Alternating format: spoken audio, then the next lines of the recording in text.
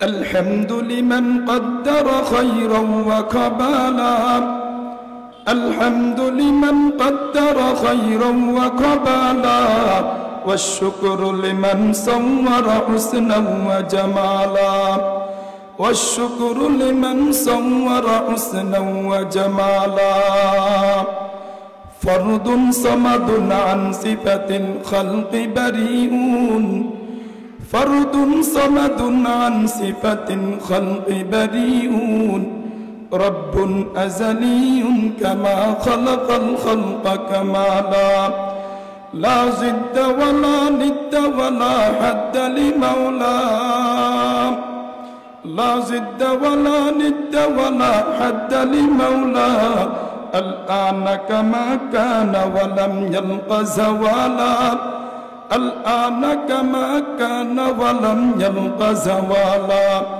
تو خداوند یمینی تو خداوند شمالی تو خداوند یمینی تو خداوند شمالی تو خداوند ارادی تو خداوند سماوی تو خدا مالک فردوس خدا خالق تو نار تو خدا مالک فردوس خدا خالق تو نار تو نافرمانوں کی رحمان و گناہگاروں کی غفار تو نافرمانوں کی رحمان و گناہگاروں کی غفار الحمدللہ আল্লাহ পাক রব্বুল আলামিনের দরবারে অসংখ্য গণিত শুকরিয়া আদায় করছি যে আল্লাহ পাক রব্বুল আলামিন আমাদেরকে মাদ্রাসায়ে দারুস সুফা মাদ্রাসার এই বার্ষিক ওয়াজ মাহফিলে আসার জন্য এবং বসার জন্য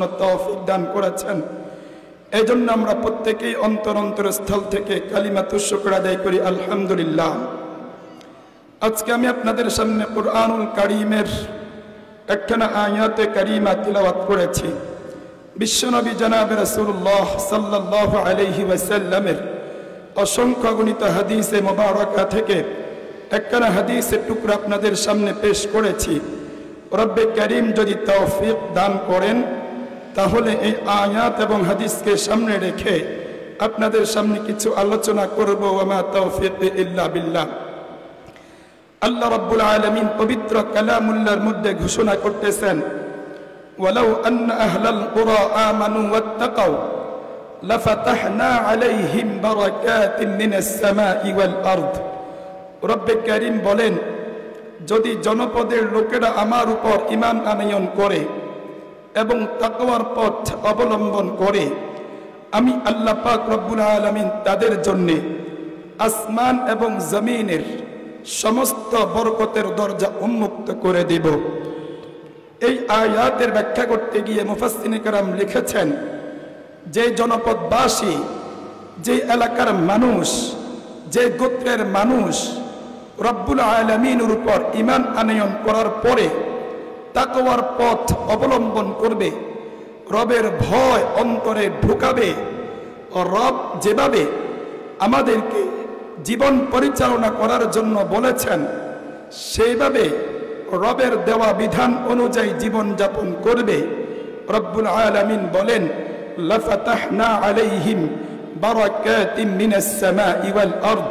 রব্বে কারীম বলেন, অবশ্যই আমি আল্লাহ পাক রব্বুল আলামিন তাদের জন্য আসমান এবং জমিনের সমস্ত বরকতের দরজা উন্মুক্ত করে দিব। এটার ব্যাখ্যা করতে গিয়ে মুফাসসিরিনে কেরাম লিখেছেন, অর্থাৎ রব্বে কারীম বান্দার যখন যা প্রয়োজন, বান্দার যখন যা প্রয়োজন হবে আল্লাহ পাক রব্বুল আলামিন বান্দাকে তাই দান করবেন।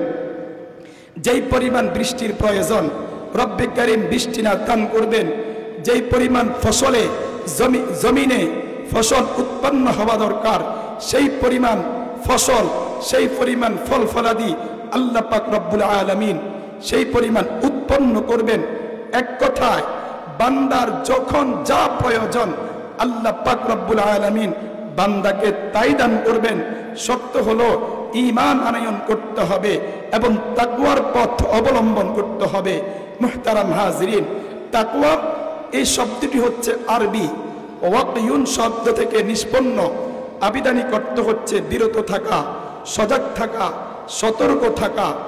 আর শরীয়তের পরিভাষায় তাকওয়া বলা হয় মনোবৃত্তির সকল কামনা বাসনা ত্যাগ করে মহামহিয়ান আল্লাহ সুবহানাহু ওয়া তাআলাকে ভয় করে আল্লাহ পাক রব্বুল আলামিনের আদেশকৃত সকল বিষয়াদি পালন করা, নিষেধকৃত সকল বিষয়াদি থেকে বিরত থাকার নাম হচ্ছে তাকওয়া। তাকওয়া নামক কোয়ালিটি এটি অত্যন্ত গুরুত্বপূর্ণ একটি গুণ এবং গুরুত্বপূর্ণ একটি বৈশিষ্ট্য। কেন?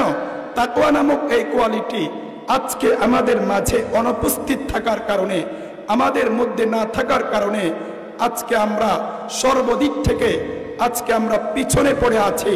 আজকে আমরা চারিত্রিক দিক থেকে, অর্থনৈতিক দিক থেকে, সকল দিক থেকে আজকে আমরা নিম্নমানে পৌঁছে গেছি এবং আজকে আমরা সমুদ্রের অতল গহীনে অন্ধকারে আজকে আমরা নিমজ্জিত হয়েছি।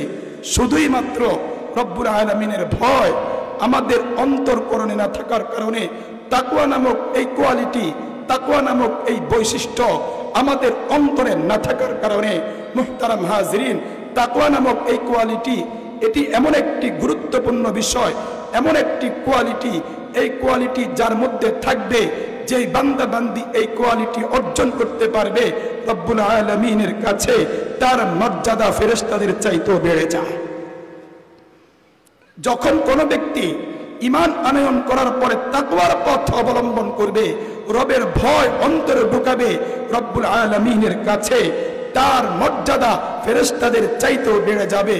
আর যে ব্যক্তির অন্তরে খোদাবিধি থাকবে না, রবের ভয় থাকবে না, রবের ভয় অন্তরে জাগ্রত হবে না, রব্বুল আলামিনের কাছে ওই ব্যক্তি শয়তান থেকেও নিকৃষ্ট হয়ে যায়। এজন্য আল্লাহ পাক রব্বুল আলামিন বলেছেন, ইয়া আইয়ুহান নাস ইন্না খলাকনাকুম মিন যাকারিন ওয়া উনসা ওয়া জাআলনাকুম শুউবান ওয়া ক্বাবাইলা লিতাআরাফু ইন্না আকরামাকুম ইনদাল্লাহি আতকাকুম। এজন্য রব্বুল আলামিন বলেছেন, ইয়া আইয়ুহান নাস, হে লোক সকল, নিশ্চয় আমি তোমাদেরকে একজন নর এবং একজন নারী থেকে আমি তোমাদেরকে সৃষ্টি করেছি এবং তোমাদেরকে বিভিন্ন জাতিতে, বিভিন্ন গোত্রে, বিভিন্ন বংশে আমি তোমাদেরকে ছড়িয়ে ছিটিয়েছি, বিভক্তি করেছি। কেন? লিতাআরাফু, যাতে করে তোমরা একে অপরের সাথে পরিচিতি অর্জন করতে পারো, একে অপরের কাছে তোমার পরিচয় তুমি দিতে পারো। এজন্য বিভিন্ন বংশে, বিভিন্ন গোত্রে আমি তোমাদেরকে বিভক্ত করেছি। কিন্তু প্রকৃতপক্ষে আমি আল্লাহ পাক রব্বুল আলামিনের কাছে ওই ব্যক্তির মর্যাদা বেশি যে ব্যক্তির অন্তরে তাকওয়া তত বেশি। রব্বুল আলামিন বলেন, ইন্না আকরামাকুম ইনদাল্লাহি আতকাকুম। রব্বুল আলামিন বলেন, তোমাদের মাঝে যার তাকওয়া যত বেশি হবে আমি আল্লাহ পাক রব্বুল আলামিনের কাছে তার মর্যাদা তত বেশি। এজন্য মুহতারাম হাজরিন, রবের কাছে মর্যাদা সম্পূর্ণ ব্যক্তি হওয়ার জন্য কোটি কোটি টাকার প্রয়োজন নাই, লক্ষ লক্ষ টাকার প্রয়োজন নাই, কোটি টাকা ব্যাংক ব্যালেন্সে থাকার প্রয়োজন নাই, বিঘা বিঘা জমিন থাকার প্রয়োজন নাই। শুধুমাত্র আপনার অন্তরে রবের ভয় আছে।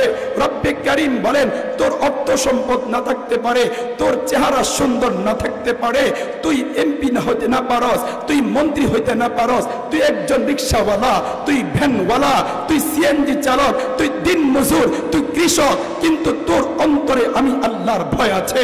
শুনে রাখ, ইন্না আকরামাকুম ইনদাল্লাহি আতকাকুম। তোর মর্যাদা আমার কাছে দুনিয়ার এমপির চাইতেও বেশি, দুনিয়ার মন্ত্রীর চাইতেও বেশি, মেম্বার আর চেয়ারম্যানের চাইতেও বেশি, কোটিপতি আর লাখপতির চাইতেও বেশি, যার অন্তরে আমার ভয় নাই। কিন্তু তুই রিক্সা চালাস, তুই ভ্যান চালক, তুই সিএনজি চালক, তুই কৃষক, তুই দিনমজুর, তোর অন্তরে আমার ভয় আছে। তোর মর্যাদা আমি আল্লাহ পাক রব্বুল আলামিনের কাছে অনেক বেশি। এটার মনে আওয়াজ নাই, স্টেজের ভিতরে আওয়াজ নাই। তো ইন্না আকরামাকুম ইনদাল্লাহি আতকাকুম বলতেছিলাম, তাকওয়া নামক এই কোয়ালিটি যখন আমরা অর্জন করব, আমাদের মর্যাদা রব্বুল আলামিনের কাছে ফেরেশতাদের চাইতেও বেড়ে যাবে। আর এই কোয়ালিটি যদি আমরা অর্জন করতে না পারি, তাহলে আমরা শয়তান থেকেও নিকৃষ্ট হয়ে যাব। মুহতারাম হাজিরিন, তাকওয়ার ব্যাখ্যা করতে গিয়ে হযরত আলী রাদিয়াল্লাহু তাআলা চমৎকার একটা ব্যাখ্যা দিয়েছেন। আত-তাকওয়া হিয়া আল খাউফু মিনাল জালিল ওয়াল আমালু বিত-তানজিল ওয়াল কানাআতু বিল কালিল ওয়াল ইস্তি'দাদু লিয়াউমির রাহিল। হযরত আলী রাদিয়াল্লাহু তাআলা আনহু তাকওয়ার ব্যাখ্যা করতে গিয়ে তিনি বলেছেন, আত-তাকওয়া হিয়া আল খাউফু মিনাল জালিল, তাকওয়া হচ্ছে মহামহিয়ান আল্লাহ সুবহানাহু ওয়া তাআলাকে ভয় করার নাম। এজন্য প্রকাশ্য রবকে ভয় করতে হবে, গোপনেও রবকে ভয় করতে হবে।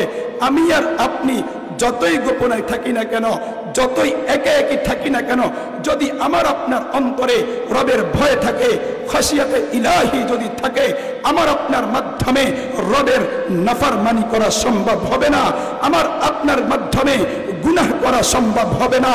কেন? আমার অন্তরে তো আছে আমি যে গুনাহ করব, কেউ যদি নাও দেখেন, দুনিয়ার কোন মানুষ দেখতেছে না, একটা রুমের ভিতরে আমি ঢুকলাম, প্রবেশ করলাম, দরজা নক করে দিলাম, এই রুমের মধ্যে আমি ছাড়া আর কেউ নাই, আমার মা নাই, আমার বাবা নাই, আমার সন্তান সন্ততি নাই, দুনিয়ার কেউ নাই। এই সময় যদি আপনার অন্তরে রবের ভয় থাকে, খাশিয়াতে ইলাহি থাকে, এই একে একই থাকা অবস্থায় আপনার মাধ্যমে গুনাহ সংগঠিত হবে না। কেন? যখনই গুনাহ করার জন্য আপনার নফস চাইবে, আপনার মন চাইবে, সাথে সাথে আপনার অন্তরে জাগ্রত হয়ে যাবে, দুনিয়ার কেউ না দেখলেও তো কে দেখতেছেন? আহকামুল হাকিমিন দেখতেছেন, যিনি আসমান সৃষ্টি করেছেন, যিনি জমিন সৃষ্টি করেছেন, যিনি তরুণতা সৃষ্টি করেছেন, যিনি গাছপালা সৃষ্টি করেছেন, পুরা কায়নাতকে যিনি সাজিয়েছেন, পুরা কায়নাতকে যিনি সৃষ্টি করেছেন, তিনি তো দেখতেছেন।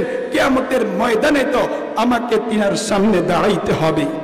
ওয়া আম্মা মান খাফা মাকাম রাব্বিহি ওয়া নাহান নাফসা আনিল হাওয়া, তার অন্তরে ভয় জাগ্রত হয়ে যাবে। দুনিয়ার কেউ দেখতেছে না, কিন্তু আহকামুল হাকিমিন রব্বুল আলামিন তো আমাকে দেখতেছে। কিয়ামতের ময়দানে রব্বুল আলামিনের সামনে তো আমাকে দণ্ডায়মান হতে হবে, রবের সামনে আমাকে দাঁড়াইতে হবে। আমি যদি গুনাহ করি, আমি যদি নাফরমানি করি, রবের সামনে আমি কিভাবে দাঁড়াবো? রবের সামনে আমি কিভাবে দাঁড়াবো? এই ভয় যদি আপনার অন্তরকরণে চলে আসে, আপনি রব্বুল আলামিনের প্রিয় বান্দা হয়ে যেতে পারবেন, আপনি রব্বুল আলামিনের নৈকট্য বান্দা হয়ে যেতে পারবেন। এজন্য মুহতারাম হাজিরিন, রব্বুল আলামিন বলেছেন, ফামান যুহজিহা আনিন নার ফাকাদ ফাজ। যে ব্যক্তি জাহান্নাম থেকে বেঁচে গেল, জাহান্নাম থেকে যে ব্যক্তি পরিত্রাণ পেল, রব্বুল আলামিন বলেন সেই অবশ্যই সফলতা লাভ করেছে। সেই সফল ব্যক্তি, সে কি ব্যক্তি বলেন না? সফল ব্যক্তি।